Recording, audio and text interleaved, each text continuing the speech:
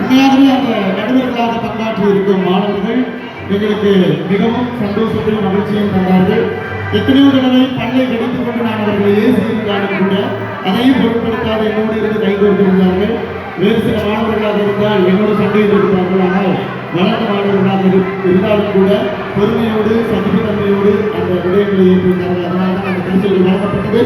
இப்பொழுது சுமார் 27 மாணவர்கள் கல்வி பயிலும் அந்த கல்வியகத்திலே 12 மாணவர்களுடைய பெற்றோர்கள் மனமுவந்து எங்களுக்கு உதவி செய்திருந்தார்கள்.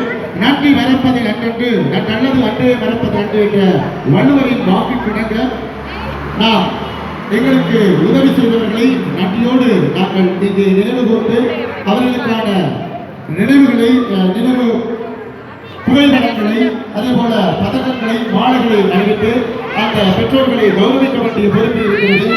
இனிவரும் காலங்களில் ஒவ்வொரு பெற்றோரும் இவ்வாறான நிகழ்வுக்கு முன்வர வேண்டும் என்ற எதிர்பார்ப்பிலும் இந்த 12 பெற்றோர்களையும் நாங்கள் ஒரு கணம் அவர்களை நன்றி பாராட்டுகிறோம் என்ற அடிப்படையிலும் இந்த இறுதி நிகழ்வு இடம்பெறவிருக்கிறது. எனவே அந்த நிகழ்விலே பங்கு கொள்வதற்காக நாங்கள் பெற்றோரை அழைக்கும் பொழுது அந்த பெற்றோருடைய குழந்தையும் இந்த இடத்துக்கு வர வேண்டிய தேவை இருக்கிறது. இதில் ஆண் பெற்றோருக்கு மாலை அணிவித்தும் பெண் பெற்றோருக்கு பதக்கம் அணிவித்தும் அவர்களுக்காக நாங்கள் இந்நாளும் காணக்கூடிய ஒரு மதிப்புமிக்க ஒரு நினைவு புகைப்பட பதாகையை நாங்கள் செய்திருக்கிறோம். அதை அவர்களுக்கு பரிசாக வழங்குவதற்கு நாங்கள் கடமைப்பட்டிருக்கிறோம்.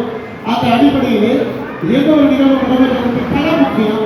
எங்களுக்கு கல்வியகத்துக்கான களத்தை வழங்கி எப்பொழுதும் இச்சந்தர்ப்பத்திலும் கதவுகளை கூட அடைக்காமல் திறப்புகளை கூட எங்கள் வசம் ஒப்படைத்து கல்வியகத்துக்கான இடத்தை தந்து இன்று வரை எங்களோடு கைவிட்டிருக்கிறோம்.